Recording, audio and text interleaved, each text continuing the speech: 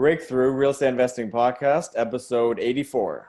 Hello and welcome to the Breakthrough Real Estate Investing Podcast. We put this show together to inspire you and help you break through to the life that you want to live through the power of real estate investing.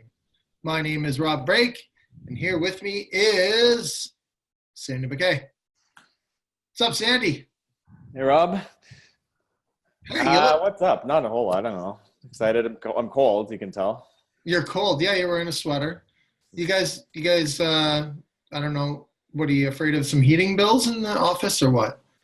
I don't know. I just got back from 30-degree weather the other day, so I'm a bit. Yeah. I'm still you get chilly a lot easier. I guess so. Yeah. We're almost into the hot spring real estate market, so things are looking up.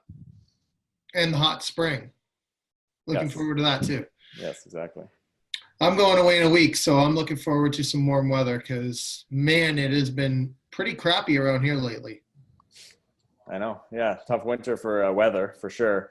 Not for real estate. It's been pretty active around everywhere, I think. Yeah, it's been good. Yeah, I had a great winter, actually. So, you know what, though? Everybody listening, we suggest that you go over to breakthroughreipodcast.ca. And there you can see all of the episodes. All the episodes aren't on iTunes, but all of the episodes are on our website. So go over there, breakthroughreipodcast.ca, and you can download each and every one of the episodes that Sandy and I have ever released. And I know that, you would probably want to do that. So go check that out. And what else, Sandy? Definitely go grab our free report there, The Ultimate Strategy for Building Wealth Through Real Estate, and something there you can pick up for free. Get on our email list. We are sending out notifications now of every episode that comes out. I know we've said we've been doing that for a while, and we've kind of hit and miss with it. We're all over that now, and everything's getting sent out. So if you want to just be reminded very easily about every episode that comes out, get on our email list. You'll be notified and catch some of our events we got coming up and all sorts of things like that. So do that, and you get a free report at the same time. Well worth it. Yeah, and you can comment on each and every one of the episodes. If there's something you enjoy, something we missed, something that you would like to hear us speak about, a guest you would like us to have on, anything like that, go on over and you can leave a comment in the forum, and we will be sure to look into those and see if we can get some new and interesting guests on, and also answer any questions that you might have.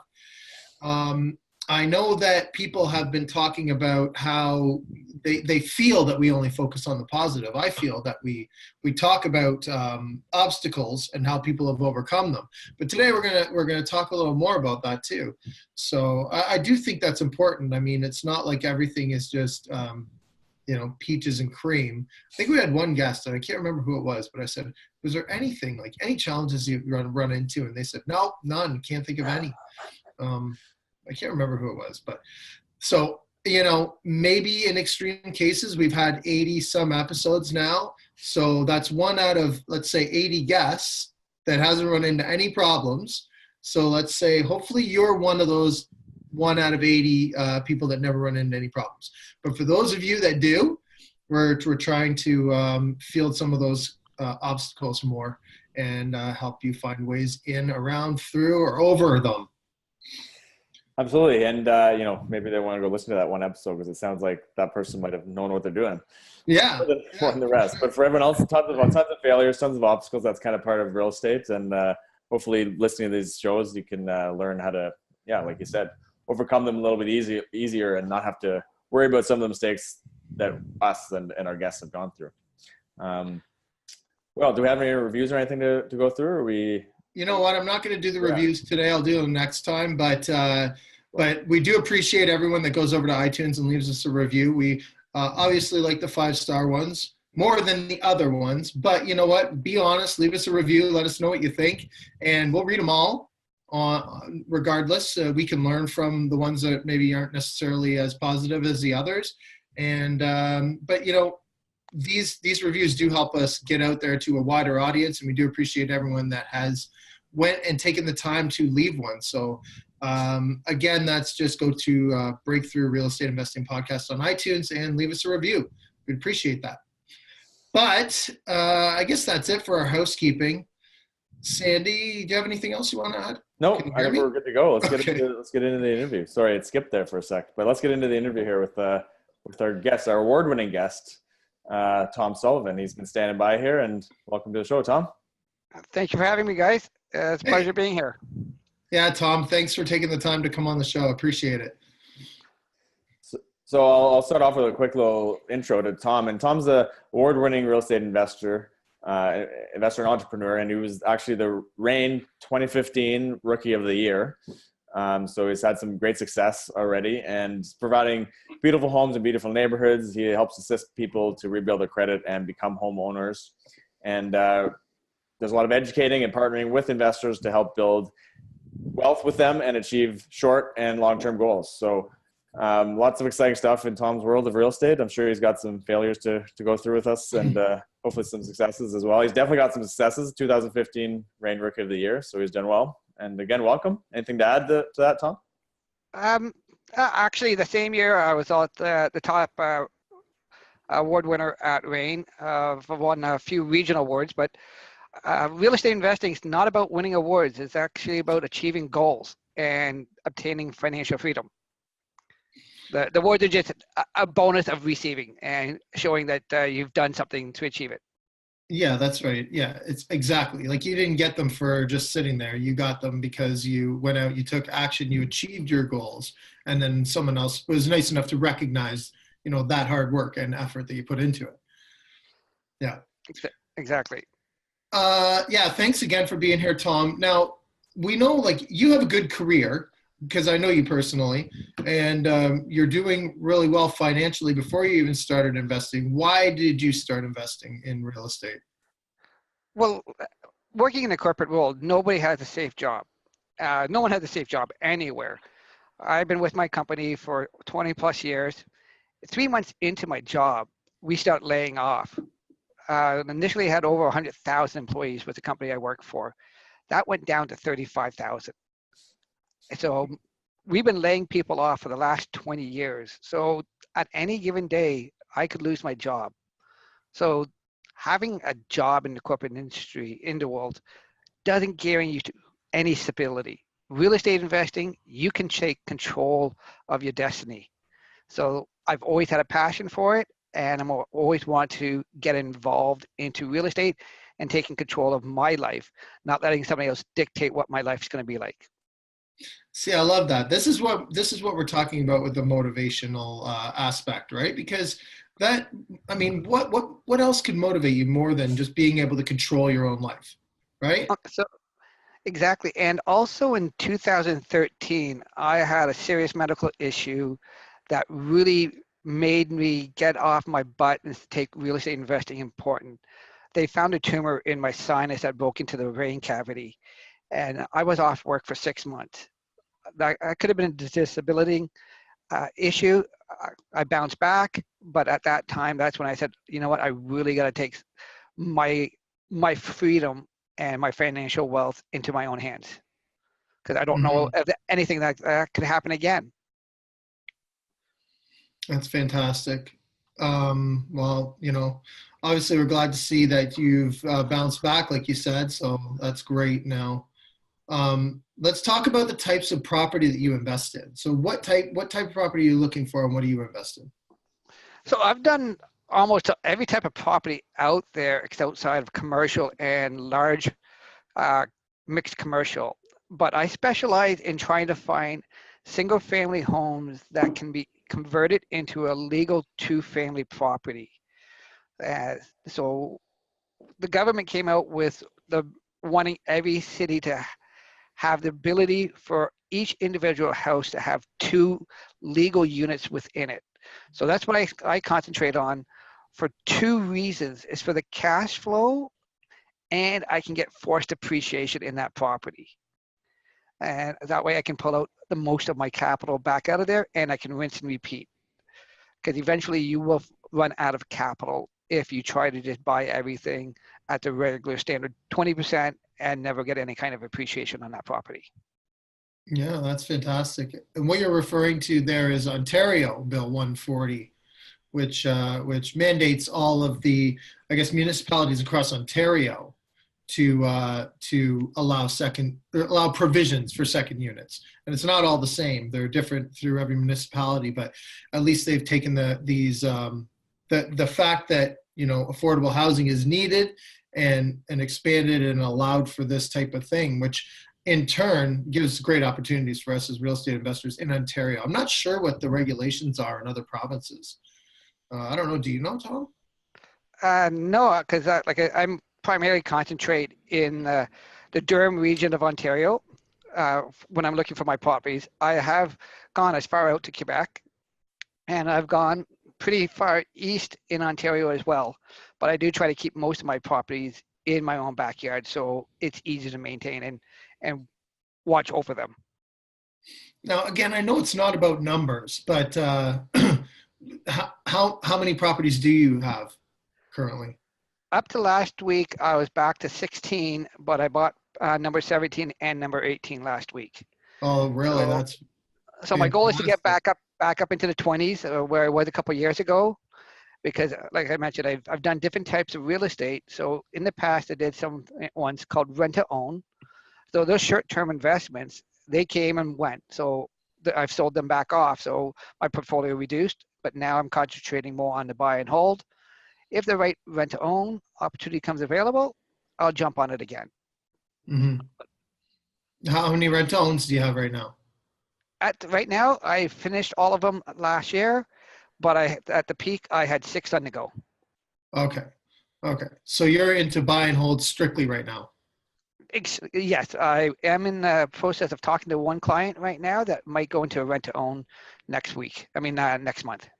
Okay, good stuff. Tom, how do you find your deals? Mostly, I deal with real estate agents such as Rob, and I have a few other ones out here. Anytime I buy a property as well, I make sure everyone on that street, for at least 10 homes down on both sides of the street, that I buy real estate. That way, if they are thinking about selling, if they reach out to me and I buy it, I give them $1,000 referral fee, or if they bring me up to someone else that's going to be willing to sell privately, they get $1,000 referral fee. So it's a combination of using multiple agents and beating the street, walking around, making sure it's trying to find the deal off market. Okay, good stuff. What's that look like? So are you just knocking on their doors and presenting them with like some sort of a document or something? Or are you just kind of giving them a heads up that you're eager to buy and that to keep their ears open? Well, it's twofold. So when I buy a new property and I take possession of it, I'm introducing myself as the owner of the property. So if they see anything going on, they have my contact information to let me know that something's going on at my property that I might want to address, and also to let them know I'm always actively looking to buy, and I'm willing to buy your property at the right price. So it's twofold. So I'm hitting two birds with one stone, because they're looking after my property in one sense. They know I'm going to maintain it, because I wouldn't be giving them my contact information if I wasn't willing to let them know how to reach me, and I might run into a lead. And over half my purchases are private. That's what I was just going to ask you. So half of them were off of MLS. Half are off MLS and half are private. Mm-hmm. Cool. Did you, just curious, did you come up with that strategy? Because we do similar to knock on the neighbors and stuff. Just mainly we started doing that because of just to make sure that they're coming to us first with any issues. Did you come up with that strategy based off someone else doing that and learning, or did you actually have a situation that you said, I better start doing this? Actually, I did it from day one. I don't know where. I'm sure I heard it from one of the meetups I've gone to, or one of the different real estate groups I've joined. But I can't remember exactly where and when I started it, but it's been a habit almost from day one. Yeah, good habit to be in. Yeah. That's good advice. And I mean, like, not every time is there going to be someone that runs up to you and goes, oh yeah, I can get you this fantastic deal. Sometimes it's going to be someone just saying, yeah, I would be willing to sell you my house for twice as much as what it's worth or something. But, again, it's you're never going to find it unless you put it out there, I guess, right? Exactly. If you don't ask, you're never going to get. Like I bought properties while I'm standing in the lineup at Costco. Oh yeah? How did that go? So like I love talking about real estate. I'm an accountant by trade, and you think most accountants are introverts, and most of them are, but I'm the opposite. I like to talk about real estate. I'm always talking about it wherever I go. I'm at Costco a lot because a lot of my properties are in that area. So I'm buying products from Costco. If I'm in the lineup and I'll be talking to someone, and somehow real estate came up with this one gentleman, and he said he's looking at selling his place. And I said, how much are you asking? I said, okay, let's go look at it. If it meets exactly what you said, I'll buy it. And we went over to the house and we bought it that day. That's a good story. I like those kind of things. So we mentioned that you got an award in 2015 for Rookie of the Year. There's got to be a story leading up to that, though. So how much learning did you do before you actually took action and bought your first property, which led to that? So my first property I bought back in early 2000 in Hamilton. I've always been interested in real estate, especially I'm a night owl. And I'm sure that everybody saw the old commercials from Tommy Vu and Charlton Sheets, all the American gurus of making real estate investing so easy. Well, those principles really don't work in Canada, but that sparked my interest at a young age. So I always knew I wanted to do some type of real estate investing. Even when I was going to school and I was going to do my MBA, I did my MBA, I was going to go to Simon Fraser because there was a professor out there that taught real estate. Unfortunately, he retired the year I was studying my MBA, so I decided to go to St. Mary's, where I was on a full scholarship instead of going out to Simon Fraser in British Columbia. So my first one that I bought, I don't think I really had a lot of experience. Like I kind of just jumped in saying, I'm more of an action taker. I have taken a lot of education and I still do education today, but I like more of hands-on learning and learning when I'm going out with other investors. I bought a bunch of books on real estate, but I really hate reading. I love listening to podcasts and watching training videos. That's where I learn best is visually than just reading. So then just to follow up on that, so you were mentioning that you were at a certain point where you thought, okay, well, I could be laid off anytime now, like any number of these other people at my company. I'm going to try to find something else that I can fall back on. So what was that search like for real estate? How did that fall into your lap? So I had at that time some properties in Hamilton, but I actually, before I even had the tumor in the skull, I actually was having seizures. So I had to sell all my properties in Hamilton because I was living in Whitby at the time. So I couldn't get any property managers to look after the properties that I had in Hamilton because I purposely bought in a district that most people would want to buy in, which is down by the steel mill. So a lot of property managers didn't want to go in there. So I ended up selling them. And then when I got sick a second time with the tumor, I started going, okay, let's look in the Durham region. I actually signed up with an agent and I signed the buyer's representation. My first mistake, I realized something not to do until you have an agent that knows exactly what you're looking for. So this person wasted a good 6 months of my time because he had locked me in for 6 months and he was showing me nothing that made cash flow. And I'm going, why doesn't anything make cash flow out here? It wasn't until I went to a few meetups in the local area, I figured how to actually make cash flow in Oshawa. Okay. And that was actually, you were one of the ones I met. It was you and the person that you used to work with. You can say it. That's all right. Mike Okay. Dominguez. Yeah. So I was part of REIN, and I met Mike at REIN, known as Mr. Durham, and he showed me how more about the legalization process of 2-unit properties in Oshawa. And I set a target that I would buy 10 properties in that year, and that was in March, and I bought 11 that year. Wow. But I don't even know why I picked the number. I just looked at it from an accounting point of view. looking at it as a real estate as a snowball. Every rotation it gets bigger, but if you can start with a larger snowball, the snowman's going to get done a lot faster. So I said, I'm going to go at this. Let's go at it hard, but calculate it. And that's what I said. I'm just going to buy one after another. And that's exactly how it happened. I set that target of 10. I said, okay, let's try and get one a month. And it worked out. And we had 11 by the time I was done. Incredible. That's good to hear. And of those 11, I guess, how many of those were rent-to-owns? 4 of them, I believe. And actually, even before I bought that, I did another rent-to-own where I joint ventured with a person. That was a big learning mistake. I found out everything that you don't want to do in a joint venture. Well, since we're talking about roadblocks and maybe things that didn't go so well, do you mind, can we dive into that? No problem.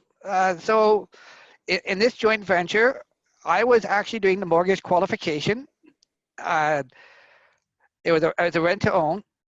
The JV partner was also bringing in capital from another joint venture.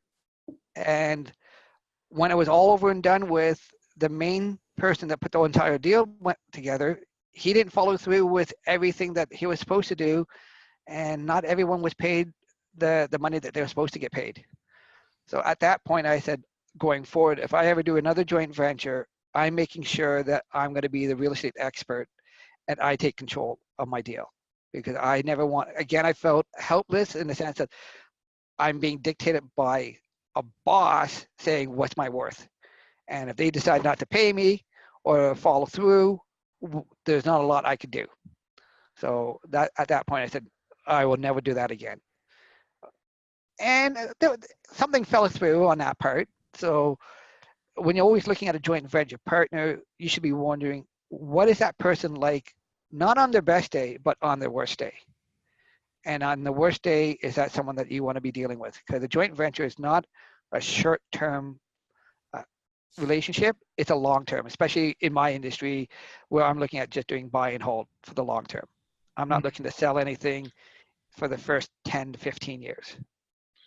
So the change that you made was in your original joint venture structure that you had on this particular deal. You were basically a qualification partner. You didn't get a say in anything more really than that. They just said, thank you, here's your cut of it. We don't want your opinion on any of the rest of the and anything else that's going on in the property. Exactly. Okay. And I think that'll resonate with a lot of people that are listening to this too, because I would say the majority of them are the ones that are looking to be the expert partner, the one bringing value through renovations or finding deals or something like that. So exactly. And a lot of people don't realize the value that the real estate expert brings into the deal. Because you can always put a value on qualification, a value on money, but having all that soft knowledge, or soft, you can even consider it hard knowledge of how to do the renovation, how to find the property, how to actually manage the deal, how to find the contractors, how to set up, who's going to be doing the accounting or having an accountant, the lawyers, bringing that all together is extremely valuable. And a lot of people don't realize how valuable that is. I was speaking to a lady last night, and she's trying to put a joint venture together with another couple, and she was wondering how to break it down. And I asked all of those exact same questions, and she said, you just gave me a lot more homework to do. I'm like, with that, this is why the real estate expert is so valuable, because they're bringing all the things that you can't even possibly think about when you first buying real estate. Like, when you're buying it on your own, you got 2 things: mortgage qualification and finding the capital. After that, you can farm everything else out. Farm the lawyer out, farm the accounting out, farm out the property management. But now when you're doing it as a joint venture, who's doing what? You're still going to farm out anything that you're not a specialist at.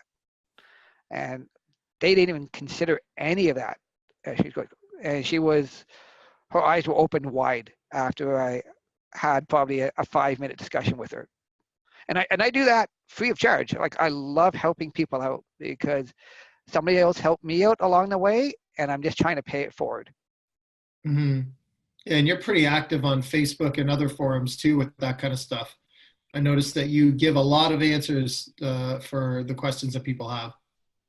Yeah, actually, this came off of Facebook. She PM'd me directly from Facebook, and I've answered her questions multiple times, and she's getting closer to getting down to nailing down a deal, but she still had a lot more questions to be answered. You know, I don't think we're doing any of the questions that we had actually originally planned to ask. But I have one more that's off topic here. How did you build your confidence enough to be able to present yourself as the JV expert that you knew what value you were bringing?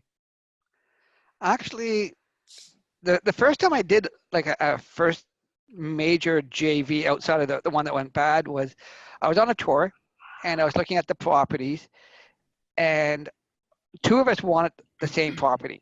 And I said, you know what, instead of bidding against each other, let's just buy it together. And the two of us learned a lot of it together.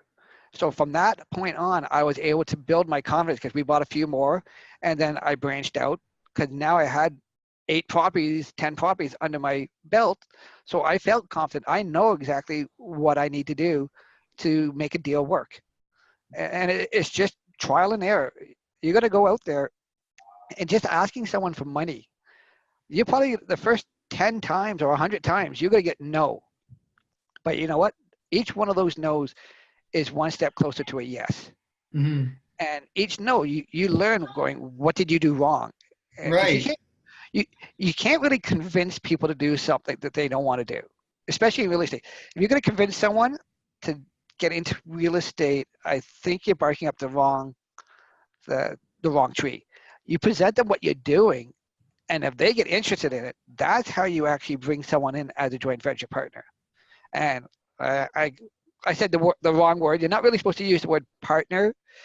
Everybody does, but from a CR point of view, if they see the word partner, it's a completely different accounting and taxation system than just doing a regular joint venture. So just a little piece of knowledge. But everyone says the word partner. It's just you can't say that when you're talking to CRA. Yeah, and everyone says joint venture too. It's actually really a co-venture. Joint venture is something different as well. So yeah. Yeah. I don't. Not that we need to get too technical about those kind of things on here, but yeah. Thanks, Tom. Thanks for allowing us to sort of veer off in this direction and share some of that stuff with us. Yeah, no problem. Yeah, it was great. Were there any other challenges that were big starting out, or I'm sure there were some for sure, but any other big ones that stick out in your mind? Oh, the biggest one is finding quality contractors and keeping them active so you can keep them on your roster. If that's learning to interview your contractors is extremely important, and doing your due diligence with them. So at the beginning, I did a lot of the renovation myself, not all of it, just enough so I could learn exactly what I wanted to be able to tell the contractor I want it done. So it's getting the knowledge and then saying, this is exactly what I want. Because I found contractors, and when I had the inspector come in, it's done wrong. And then I noticed that it's done wrong too. I saw some 2x4s, they weren't even attached. Like, there was a good inch from the floor. They were just hanging from the top header. So like, if you don't know what to look for, you're going to get a lot of bad contractors. So that was one of my challenges. And I still think that's a challenge. Really bad contractor. Yeah, I think that's still a challenge today, is finding quality contractors that can stay on pace, because every day is money. Like, especially when you're doing the renovations, you got to keep on the toes. Yeah. You know what, I would agree with you in that's probably the most difficult. And not only like the way that you find them is through trial and error, like you said. And if you've got the wrong one on your job, that can be really tough too. I've had to let them go. And it's sometimes hard to figure out when that time is. Like, are you at the point where they need to be let go? You'll know, but oftentimes you'll let it go for a little while longer. Talk to them, explain to them that you're expecting things to turn around or whatnot, and the can gets kicked down the road until eventually there's a point where you say, okay, now there's just nothing that can be done about this. Unfortunately, things aren't working out here, and it's time for me to move on and get somebody else. And that next one, it's hard to say whether or not they're going to be great too. So it is definitely a trial and error, and definitely very hard to keep. That's why when you find them, like Tom said, keep them busy if you can. Yeah, because I found a lot of contractors don't like to come back in and fix other people's work. They almost want to rip it all out and start again. And like you said, you got to figure out when is the right time to cut your loss, because it could be months into the project and you're finally going to cut it, and you might not have another contractor lined up for another month or two, and then they're going to want to start from scratch. Mm-hmm. So you got to try and figure that if they're going to be work out almost at the beginning, like the first week or two, because after that, like, you need to be able to cut your loss right away. Hire slow, fire fast, right? Especially with those, with that trade, with that business. Exactly. And when you find your house, like I said, I mentioned I bought 2 last week. I have the architect going in already, and we're going to have the permits to start working before we even take possession of the home. And I'm going to have my contractors lined up to start going right away. Yeah, good stuff. That's good advice too. Get everything lined up for when you take possession of the place. Although we've done that before, even Sandy, some that we've worked on together had everything lined up for, bins to be delivered and that kind of thing. And then the closing doesn't happen that day and you're scrambling to cancel and move stuff around. So it's always a scramble. It's always fun. Oh, it's never, nothing ever goes exactly as planned. And so you got to be able to think on your feet. Mm-hmm. And that's what I like about my job, that I actually have that opportunity that I work from home, but if I have to run out, I can run out and go look at one of my projects. Or I try to go there first thing in the morning and make sure they know what they need to do that day. And then I'll go back at the end of the shift to make sure everything was done on proper time. And we make the new list for the next day. Okay, that's great. Well, so we've been talking a lot about contractors. So obviously your deals, adding second suites to houses, that takes a lot of renovations. Do you do any of the work yourself? I did at the beginning, and I'll still do it if the contractor is behind, or if they're going to, if I have to let a contractor go, I have no issue getting in there and swinging a hammer. I love doing the demo actually, but Yeah. I did love ripping it all apart and then let somebody else put it back together. And I just tell them what I want and they go at it. But I have no issue getting down there, laying tile, laying floors. The only thing I really hate doing is taping and mudding and painting. Outside of that, everything else can be done. I've got zapped a couple times doing the electrical, but I always bring an electrician afterwards. But yeah, it's fun. Yeah. So you're the interim contractor, I guess. Yeah. I try to GC. Yeah, I try to GC the deals. That way I can stay on top of seeing what's getting done. And by GCing, you can save yourself $10,000, $15,000, $20,000, but you got to be willing. Again, it's going to take a lot of time, and it's not something you could do the very first time out. So some of my first projects that I did that were legalized is I bought a legal unit, and I just did it was more of a cosmetic update. So it didn't have to do any major construction to it. Okay. Could be moving a wall or adding a wall, painting it, laying new floor, stuff that didn't need permits, stuff that you could just move on and clean up and add a lot of value to the property, even though it was already legal. Yeah. Well, there's a progression, right? And I think a lot of people listening start out the same way. I did too. You buy something legal that needs just cosmetic work. You don't have to do permits. You're not It's not a huge undertaking. And then eventually you can work up to, bigger projects. Yeah, yeah, because like you said, the bigger the job, usually the more money is to be made in that job, and most money is made on the buy. Today, everybody knows cash flow is slowly drying up. It's getting harder with real estate prices going up. Rents don't go up as fast as interest rates or purchase prices. So you need to try and find a way to minimize your expenses and maximize that rent just so you can get cash flow. Mhm. And to me, that the best way of doing that is putting a secondary suite in, not just secondary, but a legal secondary suite. Because with the legal secondary suite, I can then go back to the bank and ask for a refinance. They will only take the rental income if the unit's legal. If it's not legal, they only base the rental income on a single family home. So Okay. that's one of the reasons I make sure everything's legal before I rent it out. Right, right. Yeah, that's important too. And there's other reasons as well, like not just for I mean that one helps, but obviously to be able to know that I guess everyone's safe, right? Oh, exactly.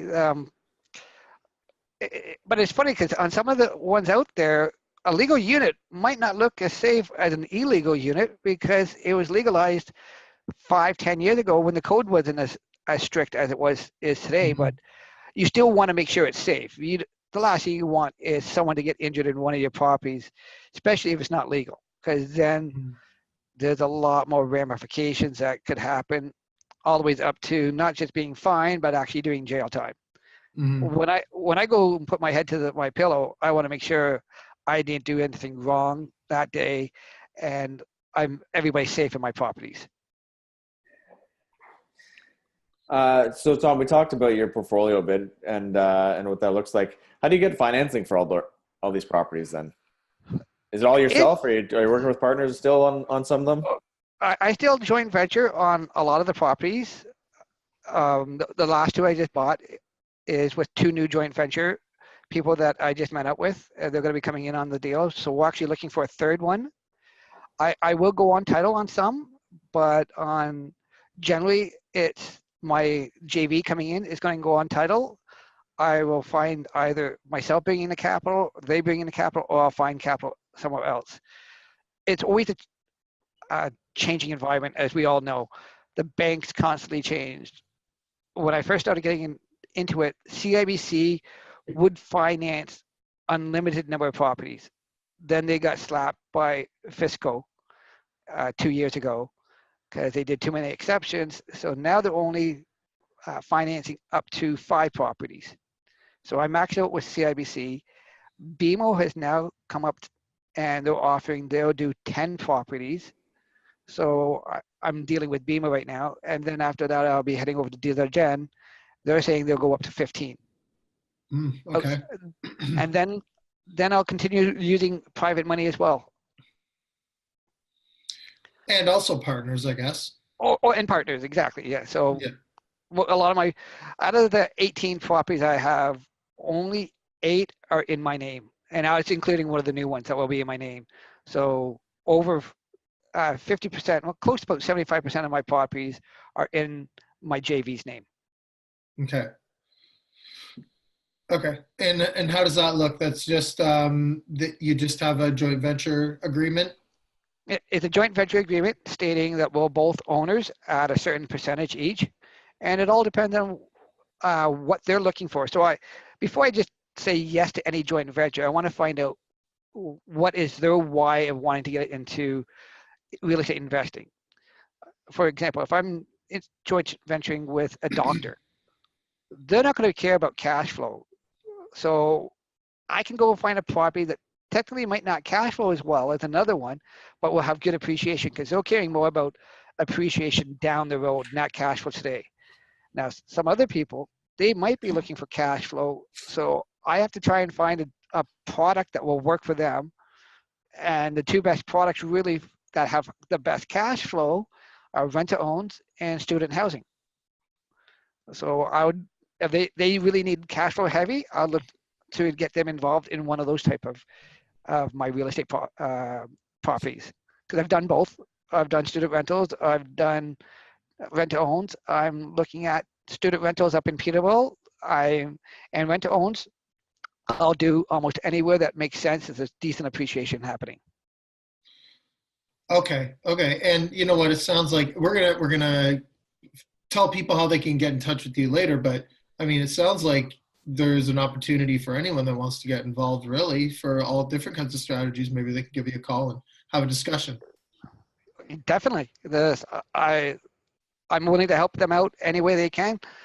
I can borrow their funds, hard cash, RSPs. If someone wants to qualify, make some money, they want to be just silent partners. They want to be active partners.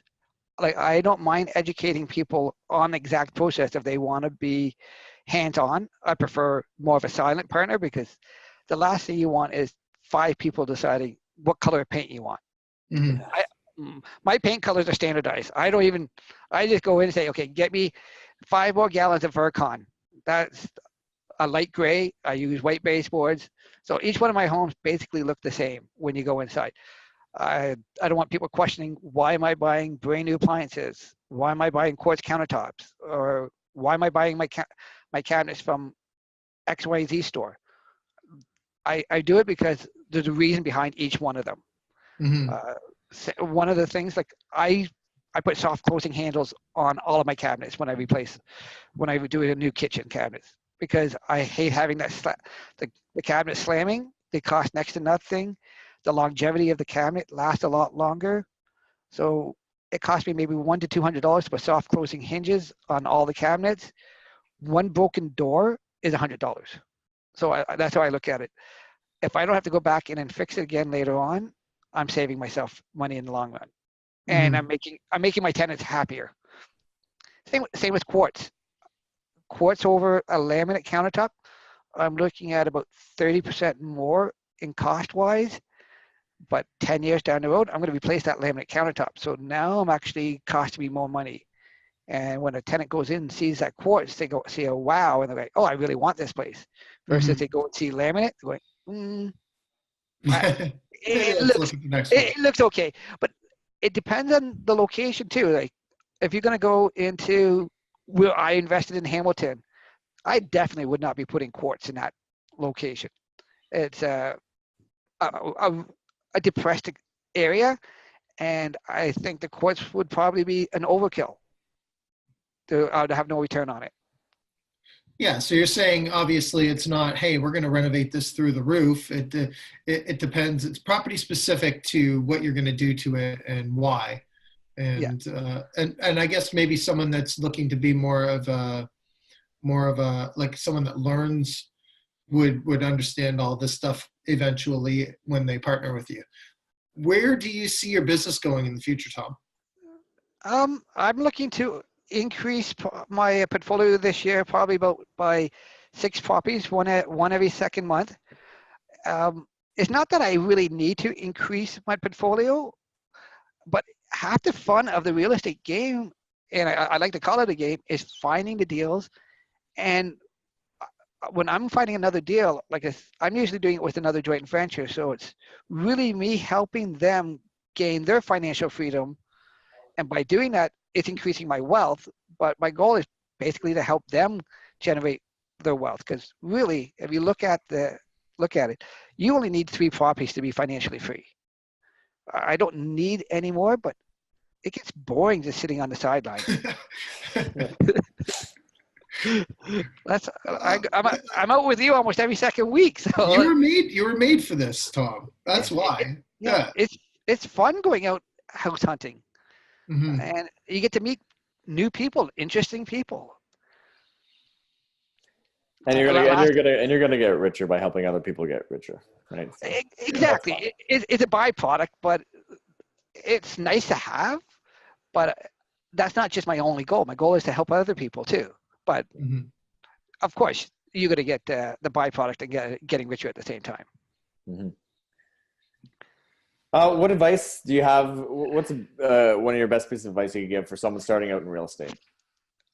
Due diligence, and don't think you can do it all at the beginning, because you can't. what I actually think every first-time investor should probably do their first deal as a joint venture. Learn from somebody else's mistakes. That way you can springboard further ahead. Your second one you can do on your own. Your first one, I'd probably recommend doing it as a joint venture because they get to learn the ropes. And because I know most people when they're doing real estate investing, it takes them 3 to 5 years to get the first property. And if they're doing it by their own, it's probably going to take them another 3 to 5 years to get the second.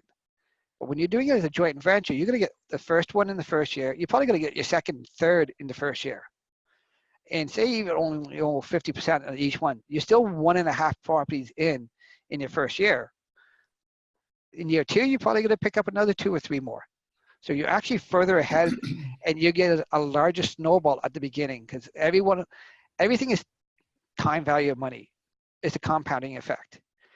The big thing, like all financial planners talk about when they buy mutual funds and RSPs, it's the time value of money.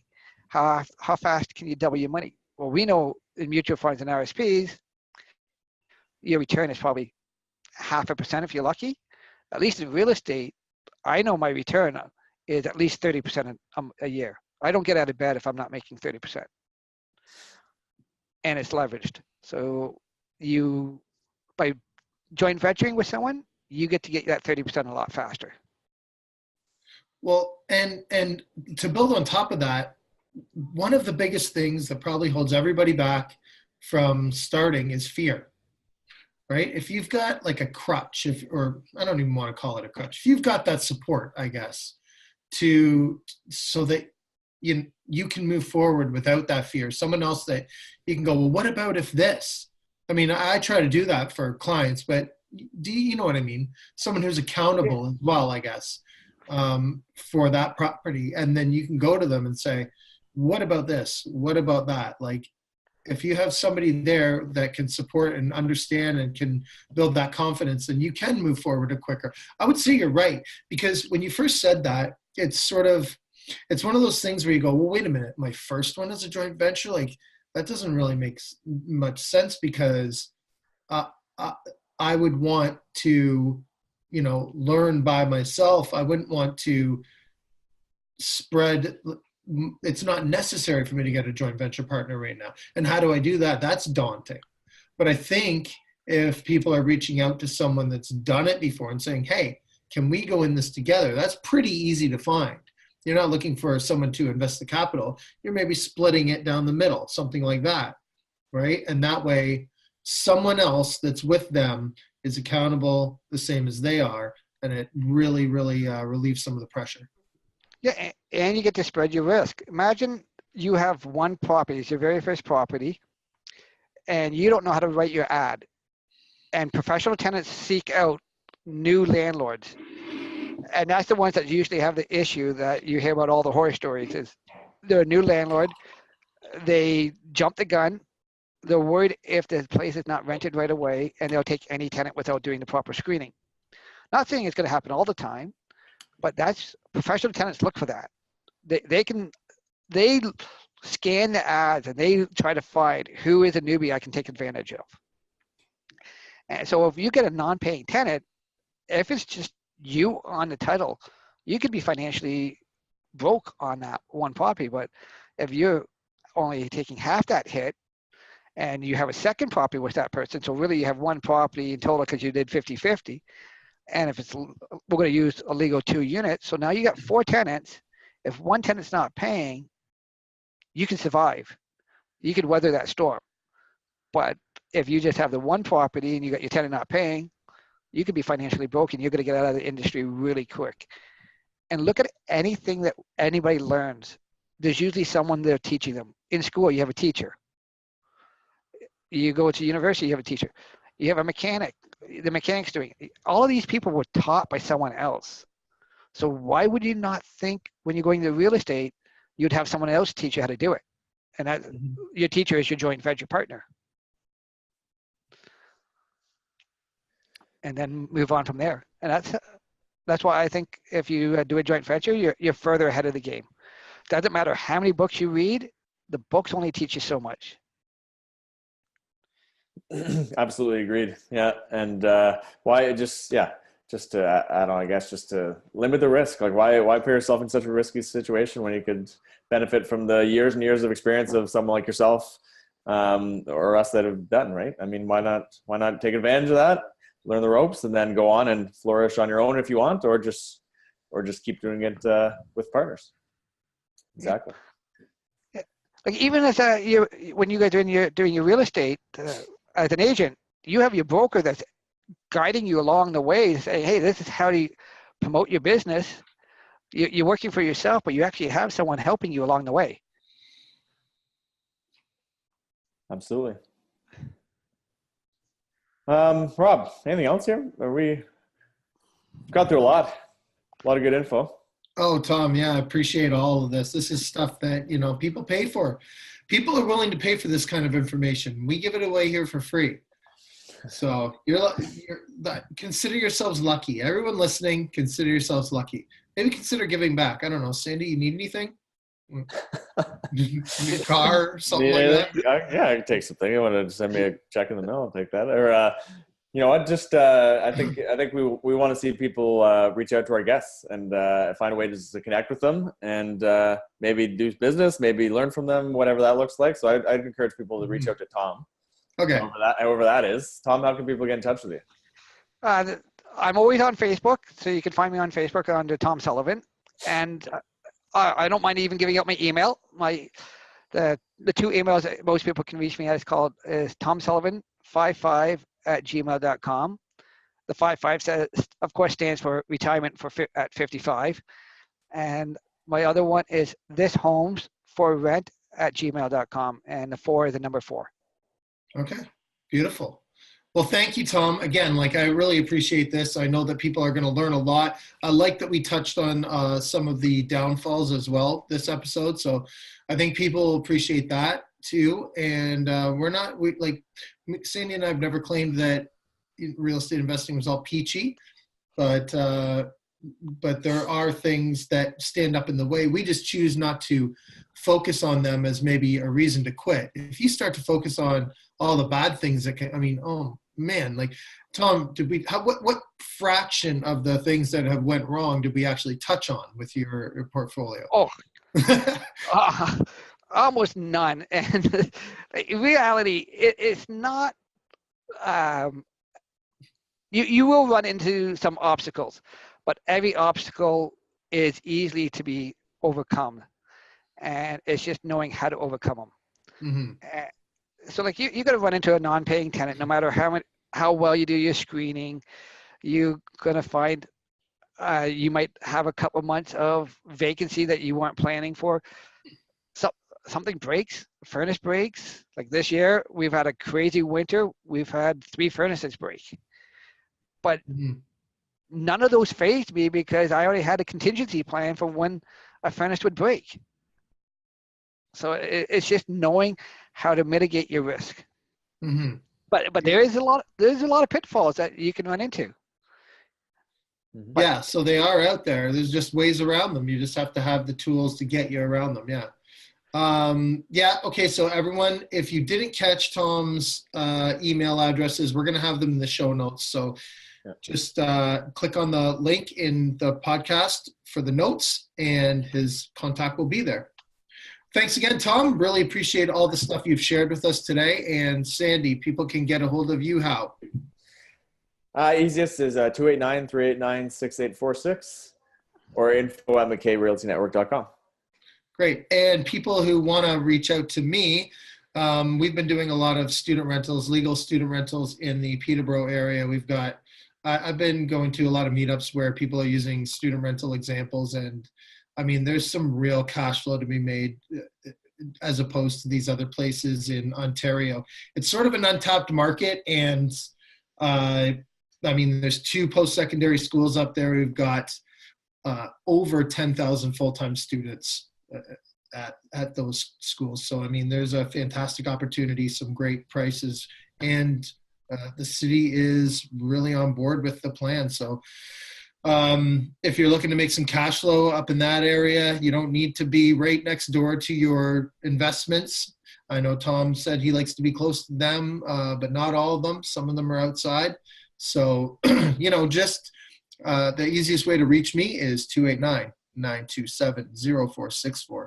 Or you can obviously reach Sandy or I at info@breakthroughreipodcast.ca. So thank you, and we'll see you next time.